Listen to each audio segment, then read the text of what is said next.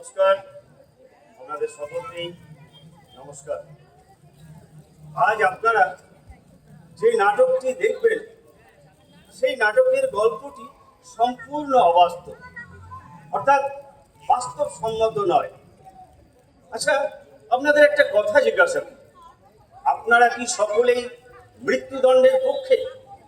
আর সেই মৃত্যুদণ্ড যদি হয় ফাঁসি, আমার বিশ্বাস আপনাদের বেশিরভাগই বলবেন হ্যাঁ, অনেকে বলবেন না, আবার কেউ কেউ বলবেন জানি না, অত ভেবে দেখিনি মশাই। তবে যারা হ্যাঁ বলবেন তাদের যদি জিজ্ঞাসা করি যে আপনাদের ফাঁসি সম্বন্ধে কোনো ধারণা আছে, আমার বিশ্বাস সেক্ষেত্রে আপনারা না বলবেন। কেননা যারা ফাঁসি দেন তারা তো আর বাইরে এসে মুখ খোলেন না, আর যার ফাঁসি হয় সে তো আর বাইরে এসে বলতে পারে না যে আমার এইভাবে এইভাবে ফাঁসি হয়েছে। তাই চলুন আজ একটা ফাঁসি গিয়ে দেখা যাক। হ্যাঁ, আপনারা ঠিকই শুনেছেন, আজকে একটা ফাঁসি আছে, মণ্ডলের ফাঁসি। আজ থেকে 20 বছর আগে এই কমণ্ডল তার নিজের স্ত্রী চাপারানীকে গলা টিপে খুন করে। তারপর 15 বছর ধরে ওই আইনের রথী মহারথীরা আইনের অণু পরমাণু ঘেটে কমণ্ডলকে দোষী সাব্যস্ত করে এবং কমণ্ডলের ফাঁসির সাজা ঘোষণা করে। তারপর আরো 5 বছর কেটে গেছে, ওই রাজ্যপাল রাষ্ট্রপতি এনাদের কাছে প্রাণ ভিক্ষা চাইতে চাই। আজ সেই কমণ্ডলেরই ফাঁসি হল।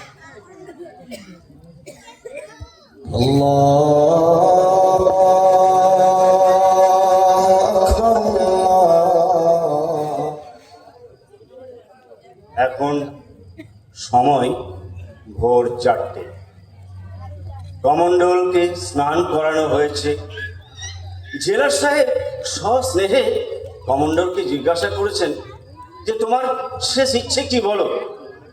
কমণ্ডল বলেছে, বাবুমশাই, বহুদিন পেট ভরে খেতে পাইনি, তাই আজ আমি ফাঁসির আগে ওই লঙ্কা পোড়া দিয়ে পান্তা ভাত খেতে চাই। বাবুমশাই, লঙ্কা পোড়া দিয়ে পান্তা ভাত খেতে চাই। তাই আপনারা দেখুন সেই লঙ্কা পোড়া দিয়ে পান্তা ভাতের কাহিনী। আরে ডাক্তার, আমি ভাবলাম একটা ছেলে বহুদিন কিছু ভালো মন্দ খায়নি, নিশ্চয় দই মিষ্টি সন্দেশ খেতে চাইবে। আমি নিজে দোকানে গিয়ে দই মিষ্টি কিনে আনলাম। আরে বেটা, এখন বলে কিনা পান্তা ভাত খাবে লঙ্কা পোড়া দিয়ে। না, আমি এখন পান্তা ভাত পাই কোথায়? বলছিলাম কি জানা সাহেব, জলে ভাতে জল ঢেলে দিলে তো পান্তা ভাত হয়ে যায়। না ডাক্তার, হাসি আসামি বলে কথা, ওর সঙ্গে চিট করেছি শুনলেই গভর্নমেন্ট আমাকে হিট করে ছাড়বে না। ও কি মুশকিলে না পড়লাম। বলছি কি পান্তা ভাত খাওয়াতেই হবে? খাওয়াতেই হবে, হাসির আসামির শেষ ইচ্ছে বলে কথা। আরে দীর্ঘ 30 বছর সুনামের সঙ্গে চাকরি করে আজ কিনা আবার এই পান্তা ভাতের জন্য চাকরিটা না চলে যায়। আমি কোথায় পাই পান্তা ভাত? হ্যাঁ, মনে পড়েছে, নকুল। আরে শোনো, তুমি একবার আমার কোয়ার্টারে যাও, গিয়ে মেম সাহেবকে জিজ্ঞাসা করবে কাল ছোট ছেলে নেকার করেছে, ভাত খায়নি, সেই ভাতগুলো কি রেখেছে না ফেলে দিয়েছে। ঠিক আছে স্যার। আরে শোনো, যদি বলে হ্যাঁ ফেলে দিয়েছি, তাহলে মেম সাহেবকে স্পষ্ট জানিয়ে দেবে ওই ছেলেদেরকে নিয়ে সোজা বাপের বাড়ি চলে যেতে। বড়বাবু কয়েকদিন পর চাকরি খুঁয়ে ওই ঘর জামাই হয়ে উঠবেন। ঠিক আছে স্যার। আরে শোনো, যাচ্ছ কোথায়?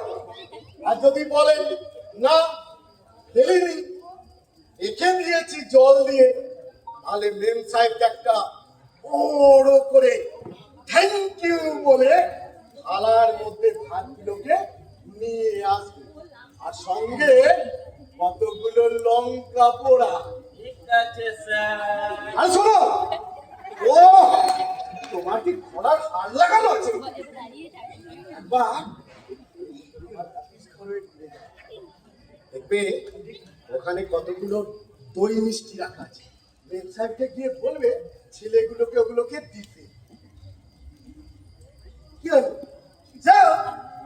আর যদি আপনার আর কিছু বলার থাকে? না, তোমাকে আর দিয়ে আর কিচ্ছু হবে না, তোমার কিচ্ছু নাই। আর শোনো, তাড়াতাড়ি আসবে। ঠিক আছে স্যার।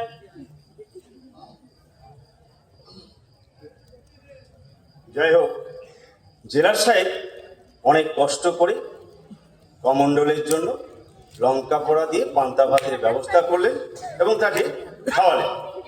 এরপর কমণ্ডলকে ফাঁসির মঞ্চের সামনে নিয়ে আসা হলো। সেখানে ওই সরকারি পুরোহিত পঞ্চানন বাচস্পতি মহাশয় তাকে গীতা পাঠ করে শোনালেন।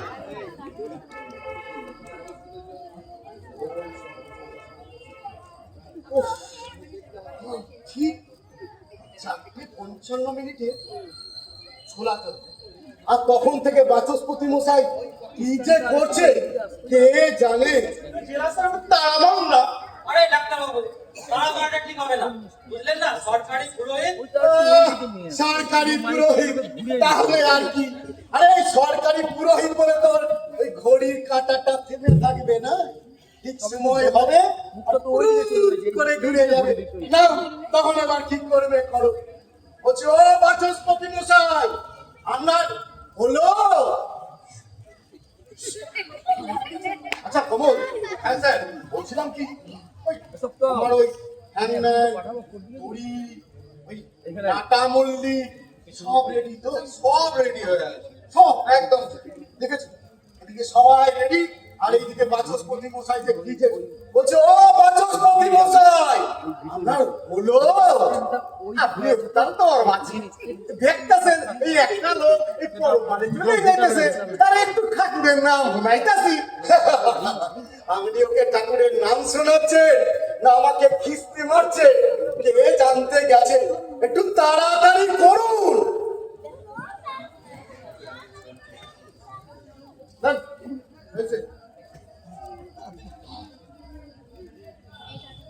এবার সকলে মিলে কমণ্ডলকে ফাঁসির মঞ্চে নিয়ে আসে।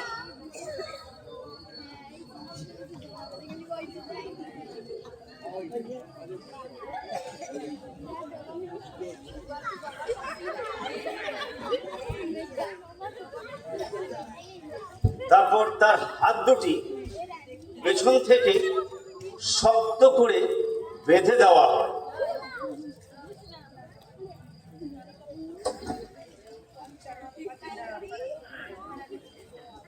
এরপর তার মুখ কালো মুখোশের আড়ালে ঢেকে দেওয়া হচ্ছে।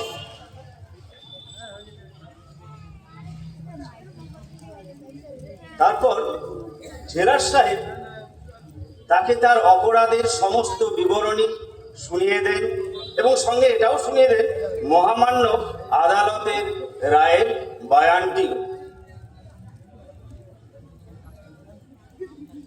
এরপর সেই চরমতম মুহূর্ত, অর্থাৎ তার গলায় ফাঁসির দড়ি পরিয়ে দেওয়া হবে। এরপর জেলার সাহেব 10 থেকে নিচের দিকে 0 পর্যন্ত গুনতে শুরু করলেন। 10, 9, 8, 7, 6, 5, 4, 3, 2, 1, শূন্য। শূন্যে পৌঁছানোর সঙ্গে সঙ্গে অমণ্ডলের পায়ের পাটাতন সরে গেল, অমণ্ডলের দেহটা ঝুলে গেল, অমণ্ডলের দেহটা ঝুলে গেল। এখানেই অমণ্ডলের জীবনদীপ শেষ, আর আমাদের নাটকের মধ্যে আরেক নাটক শুরু।